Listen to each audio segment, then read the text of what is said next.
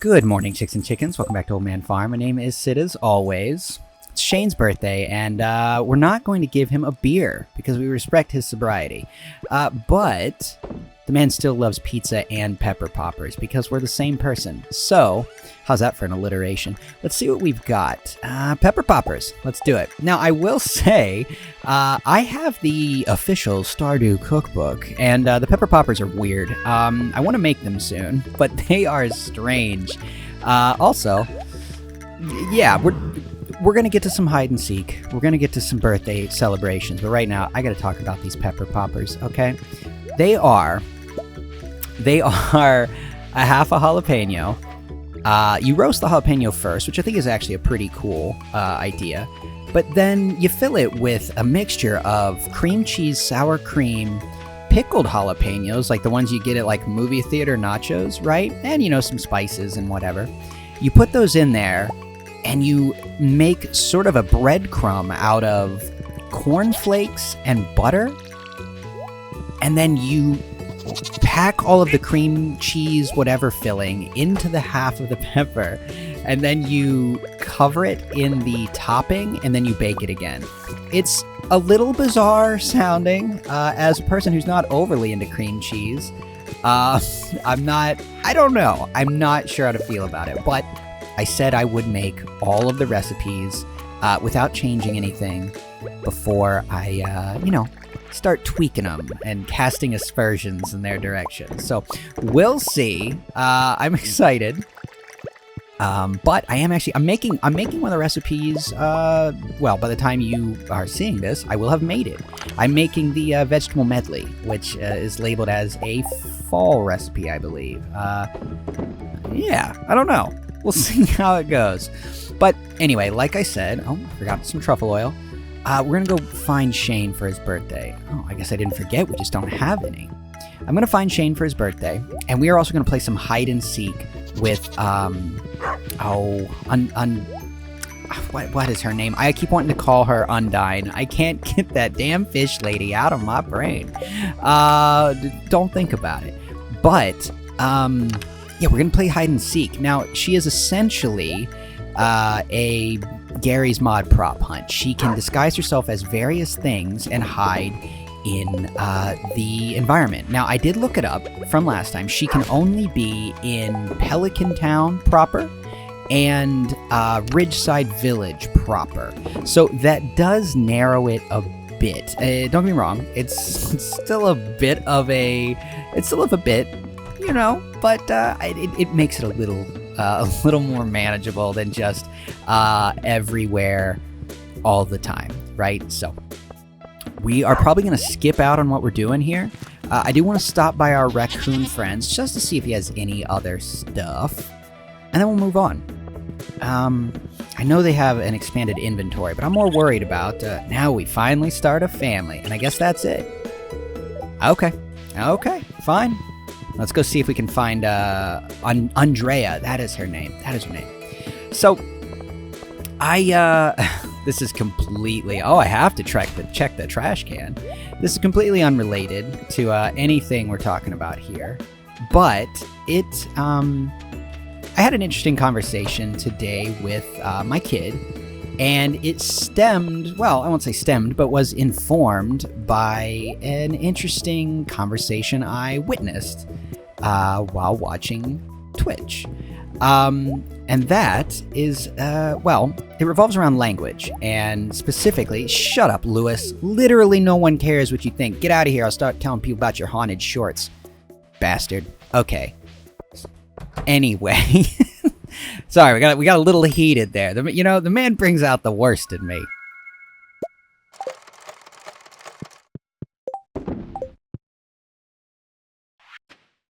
Anyway, I was talking to my kid about, well, language in general. And he was talking about how, well, it got brought up that I made sloppy joes because I was craving them for whatever reason, because since I quit eating meat, all I want is stupid meat dishes that I never liked before. It's very dumb, bizarre. But I had mentioned that, there's a lot of different ways people make it, ranging from just squirting ketchup into some beef to, ingredient, right? One of those being Worcestershire sauce, right? And he went off on talking about, how, it's a funny word and everything, and it is. It's, to us Americans, it's like, oh, what is this bizarre word that we don't know how to say? And I told him that I had people pronounce it for me who, would know. And oh, what the hell is this? Oh, that's our shortcut. Oh, well, bamboozle. I love it. But he mentioned something along the lines of, I think the quote was, why don't they call it something else? Like, not in the sense of, like, what is the origin of the name, but more in the, like, well, why don't they make it something that's easier for us to say? And we got on the topic of sort of respecting language from places that are not your own. And I think that's very important, specifically as an American, because a lot of Americans have this, I mean, we're overwhelmingly a unilingual society, which is a shame. Evelyn's garden is well cared for. I thought for sure we had found her. No, but that's good that Evelyn has a nice garden.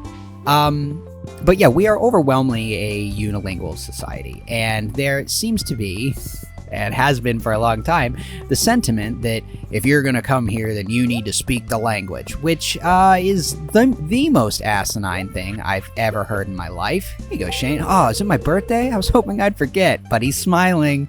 This is actually really nice, though. Thank you. You're welcome. Enjoy your corn pops there, corn pop. I've really grown attached to Marnie's chickens. Well, I've grown attached to you, but don't tell anyone. Anyway, yeah, it's the most asinine thing I've ever heard. If you're going to come here, you got to speak the language. Well, no, you don't. You just don't. Like, that's their decision. If they want to go, if I want to go to Italy and I can't speak Italian, well, I don't have to learn Italian. Who cares? And that's on a whole different thing. Here, we largely cannot communicate with someone from another country. Because, again, multilingual is just not something we prioritize in America. But, obviously, we have all these, the ability to translate through, various apps, or hell, even just Google, you can communicate. And I think that's wonderful.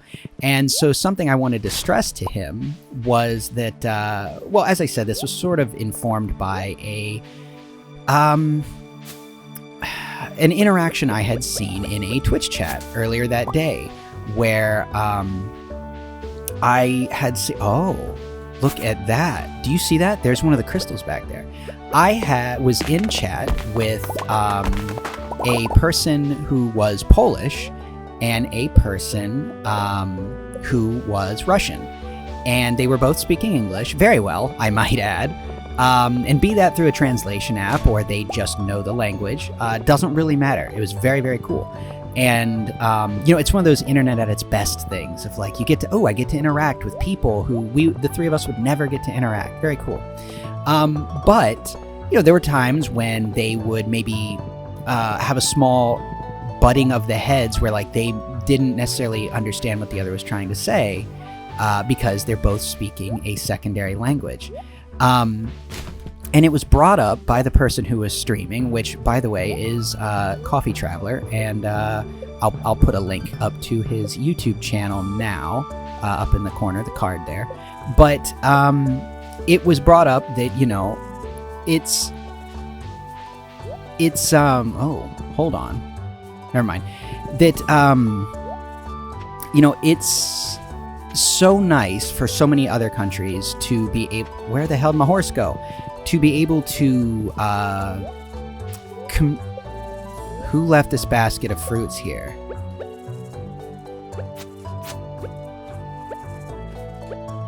What do we do? Is this not her? No?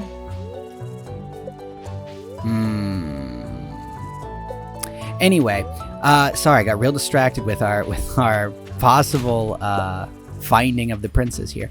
But yeah, it's very nice that as I said, I as an American can go pretty much anywhere, and most people have a functioning like they can understand enough English to even just to tell me like, hey man, I don't know what you need, but here's how to find what you need. Or they have the understanding that like I can just use the technology we have to communicate with this person, and it's open in that regard that we don't have to all speak the same language to be respectful of each other's cultures. And in fact, I think that it is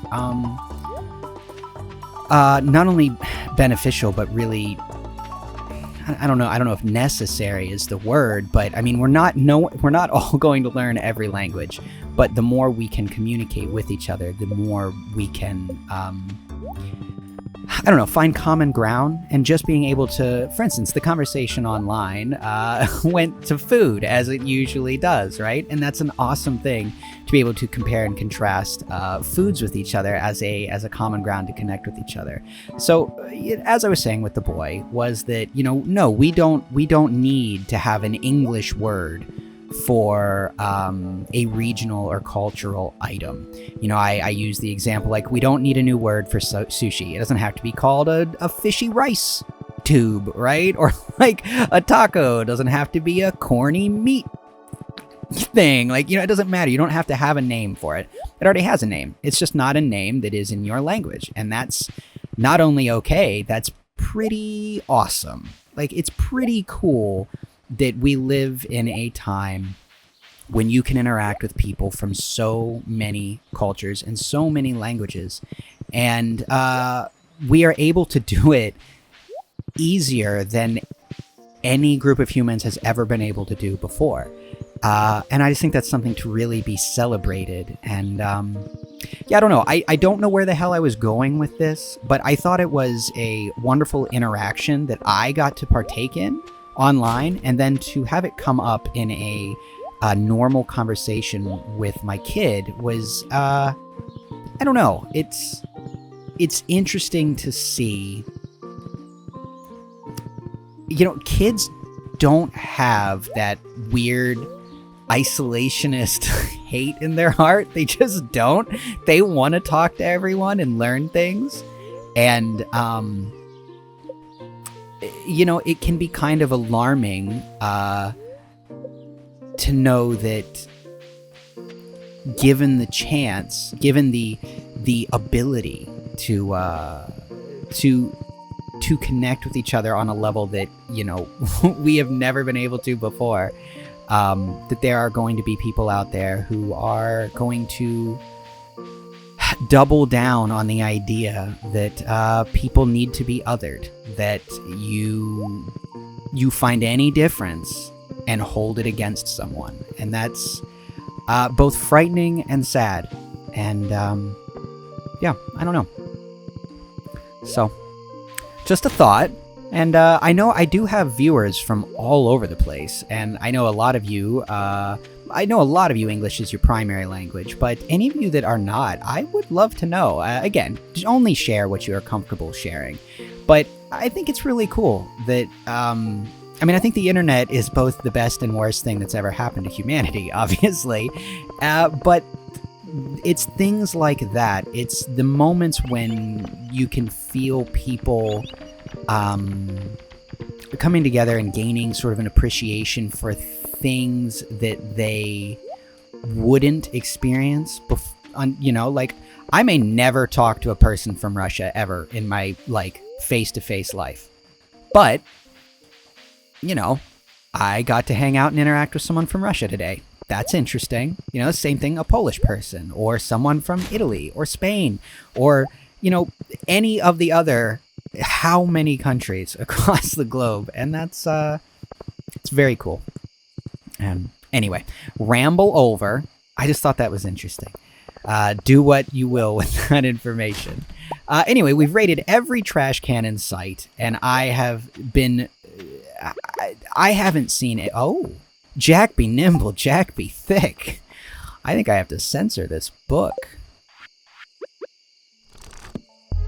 Yep, I definitely have to censor this book. Okay, so anyway, I can't find this princess. I will I don't know, maybe I'll see something in editing that I didn't see, but I don't know, man. So like, everything in Ridgeside seems to have a prompt to it, right? And that has been a little misleading me. Not like in a bad way, but it's been difficult. I haven't seen anything that looks out of place. Like, not a single damn thing. Everything looks like it's supposed to be there. And the items she can be aren't... I mean, some of them are really easy to spot. But I'm just not spotting them. It's not these coolers.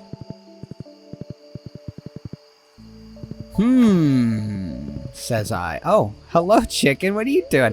This chicken is free from society's yoke. Oh, chicken, you are living the life I want.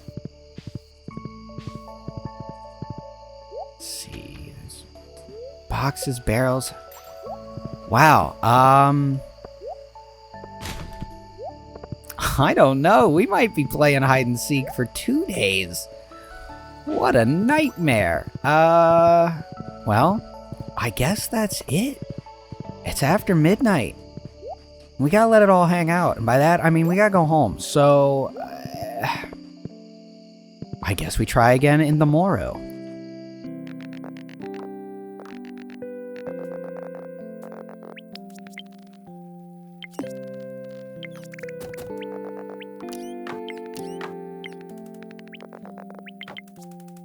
Okay, so I have a bunch of stuff to sort out, but it is almost 1:30 in the morning, and the day got away from me. So what's going on tomorrow? Ooh, bookseller.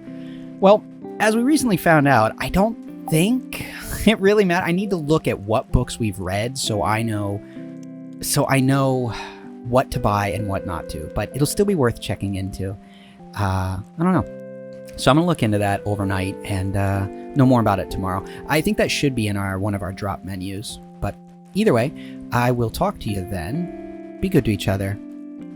Good night.